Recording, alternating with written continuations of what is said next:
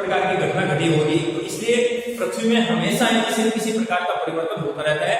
उसकी अवधि अलग अलग हो सकती है, उसका मापदंड अलग अलग, उसका परिमाण अलग अलग हो सकता है, ठीक है ना। जैसे कहीं छोटे स्वरूप में घटित होता है तो कहीं वृद्ध स्वरूप में घटित होता है।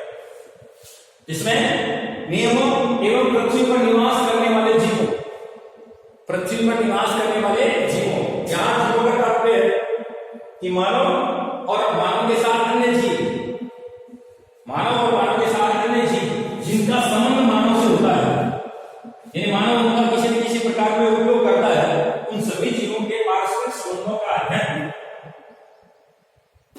संश्लिष्ट बहुत अधिक गहराई तक जाकर उन तत्वों का अधिक से अधिक अध्ययन किया जाता है। तो ये कुछ परिभाषाएं हैं, इनसे हमें चारों परिभाषाओं से एक ही चीज निकल के सामने आ रही है कि मानव और प्रकृति के तत्वों का अध्ययन इसमें किया जाता है।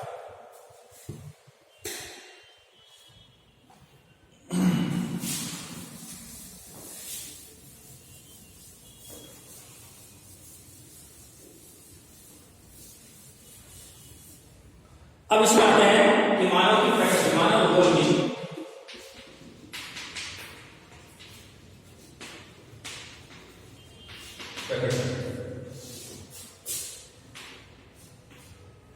मानव भूगोल की प्रकृति। अब मानव भूगोल की प्रकृति में जिस प्रकार से अन्य जितने भी विज्ञान हैं, जितने भी हैं, जैसे इतिहास है, ठीक है ना, इसका जो संबंध है वो समय से है। इसी प्रकार वनस्पति शास्त्र है, इसका जो संबंध है वो पेड़ पौधों या पादपों की जितनी भी प्रजातियां, उपजातियां, जातियां हैं, उन सबसे इनका संबंध रहता है। उसी प्रकार जैसे भौतिक विज्ञान है, इसका संबंध गतियों से, प्रकाश से, इनसे इनका संबंध रहता है।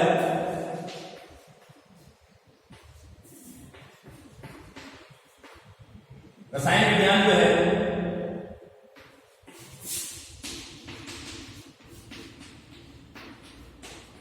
इसका संबंध विभिन्न प्रकार की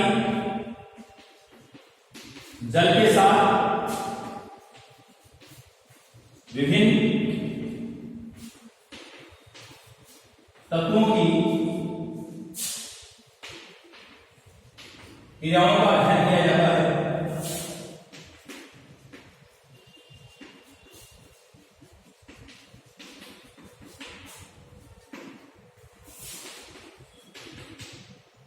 भूगर्भ शास्त्र का अध्ययन जो है वो पृथ्वी के आंतरिक क्षेत्रों का अध्ययन करता है। तो जितने भी विज्ञान हैं वो किसी न किसी अपने क्षेत्र से इसका अध्ययन किया जाता है। तो इसीलिए और भूगोल का जो है, भूगोल का जो संबंध है वो स्थान से है। इसलिए भूगोल का जो केंद्र बिंदु है वो स्थान है। भूगोल का केंद्र बिंदु है, उसमें हम किसका अध्ययन करते हैं? स्थान का अध्ययन करते हैं। तो इसी प्रकार जैसे ये सभी के सभी विषयों का अध्ययन किसी न किसी क्षेत्र से संबंध होता है, वैसे ही मानव भूगोल की प्रकृति मानव के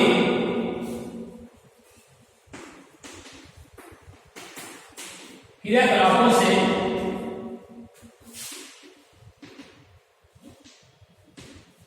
संबंधित है।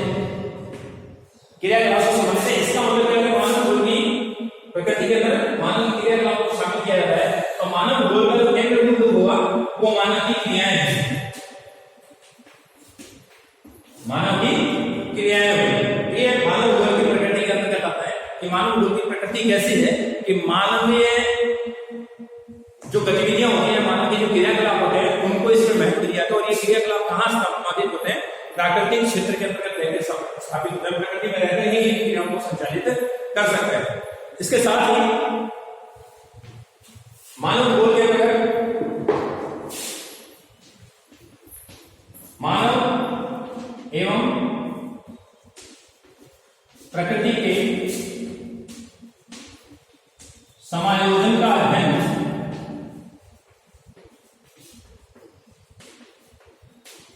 स्थानिक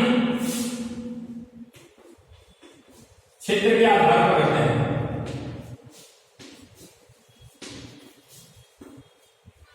क्षेत्र पे आधार पर क्या होता है? स्थानिक का मतलब होता है स्पेशल। स्पेशल है स्पेशल, स्पेशल का मतलब होता है स्थान, कोई स्थान होता है।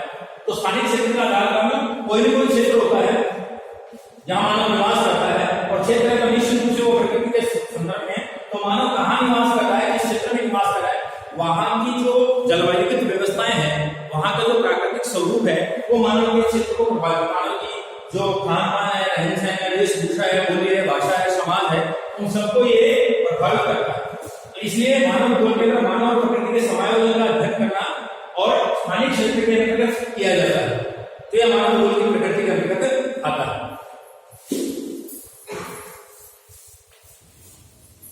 दूसरा है मानव भूगोल की विषय वस्तु। मानव भूगोल की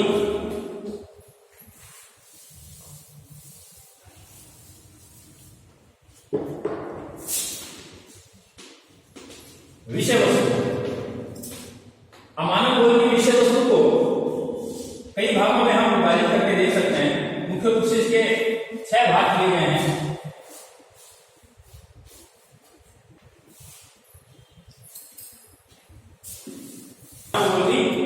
विषय वस्तु, तो मानव भूगोल की विषय वस्तु भिन्न भिन्न प्रदेशों की जो जनसंख्या होती है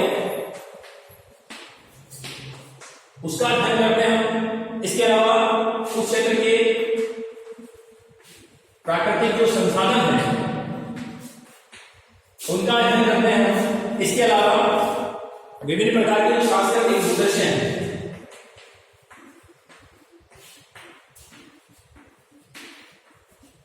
और जीवन के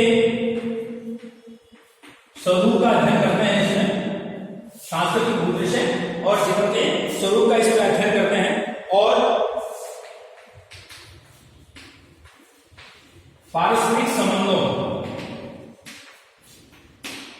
पारस्परिक संबंध का तात्पर्य हो गया मानव प्लस प्रकृति, यानी पारस्परिक संबंध एक दूसरे से घनिष्ठ रूप में जुड़े हुए होना। घनिष्ठ का तात्पर्य होता है एक तो होता है संबंध, एक होता है घनिष्ठ संबंध। तो संबंध का तात्पर्य होता है जैसे अपने फ्रेंड होते हैं, ठीक है ना, तो वो उसका तात्पर्य हमारे संबंधों से हो गया, ठीक है ना। लेकिन एक माँ और बेटे का संबंध है वो घनिष्ठ संबंध हो गया, यानी ऐसा संबंध जिसके बगैर हम नहीं रह सकते। तो घनिष्ठता का तात्पर्य है हम प्रकृति के साथ जुड़े हुए हैं, तो इसलिए उसका मतलब होता है एक दूसरे का संबंध। तो पारस्परिक की जगह आप घनिष्ठ पारस्परिक संबंधों का भी नाम दे सकते हैं, क्योंकि हम इससे जुड़े हुए हैं। इसके अलावा ये बिंदुओं में हम बात करते हैं। अमेरिका के एक विद्वान हुए हंटिंगटन, ये अमेरिका के हैं, और इन्होंने मानव भूगोल के 2 स्वरूपों का अध्ययन किया। एक भौतिक पक्ष प्लस मानवीय पक्ष। इन्होंने कहा कि मानव भूगोल में 2 तत्वों का अध्ययन होता है, 2 पक्षों का अध्ययन किया जाता है, जिसमें एक पक्ष है भौतिक पक्ष, इसके विषय वस्तु, दूसरी है मानवीय पक्ष, मानवीय विषय वस्तु। तो विषय वस्तु जो अमेरिका के थे उन्होंने 2 पक्षों पर अधिक बल दिया, एक भौतिक पक्षों पर और दूसरा मानवीय पक्षों पर। मानव भूगोल की विषय वस्तु को हम मुख्य रूप से 6 क्षेत्रों के अंदर निर्धारित करते हैं। पहला है जनसंख्या, पहला कौन सा है? जनसंख्या। दूसरा है प्रदेश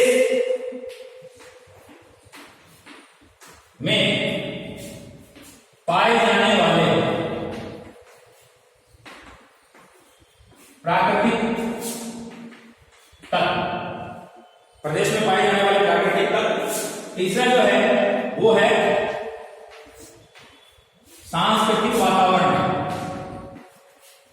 सांस्कृतिक वातावरण का किससे संबंध हो गया?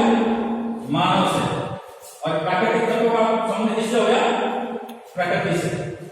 इसके अलावा चौथा जो है वो कालिक अनुक्रम।